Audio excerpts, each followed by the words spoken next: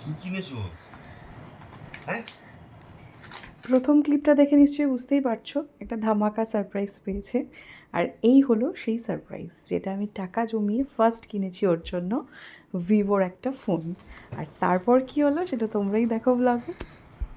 বুঝতে পারছি না। গেজ আমি খুলেই করছি, দাঁড়াও।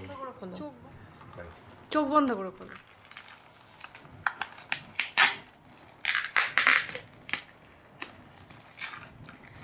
একটা গেস করো, একটা একটা একটা জাস্ট এমনি গেস করো। দাঁড়াও, একটু পরে গেছি। না না না আরেকটু পরে, আরেকটু না পরে। না একটু করো না, বলো বলো বলো, গেস করো গেস করো গেস করো। বুঝতে পারছি। তাও একটা গেস করো। ফেব্রুয়ারি থেকে স্কুলে যাওয়া।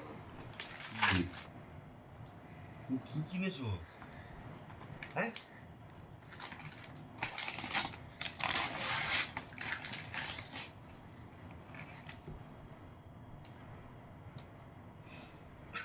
অফ করো আগে, ক্যামেরা অফ করো, ক্যামেরা অফ করো। না, ক্যামেরা তো অফ করা যাবে না।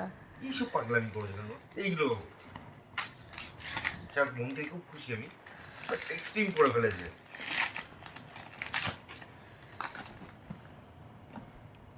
না, তুমি খোলো এটা। খোলা, ওপেন ওপেন করা। সিল তো পুরো। ওরা সিল করে দিয়েছে।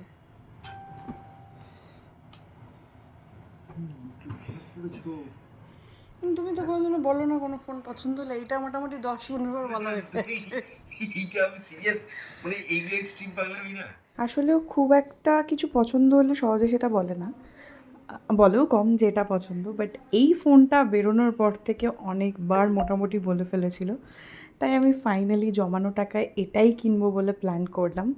জানতাম প্রচণ্ড বকা খাবো এরকম একটা সারপ্রাইজ দিলে পরে, বাট তাও ইচ্ছে হলো।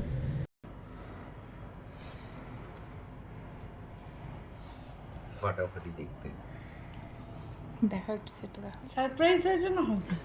তুমি এইটা কেন বললে? আমি মানে ঠিক আছে, এই যে তুমি আমার খুব ইয়ে টাইপের কিছু নেবে, তুমি এইটা কেন বললে? আমি তো অল্প দাম খুশি। আর অপশন, এইটা ভালো অপশন ছিল। এত টাকা থাক, আমার মতো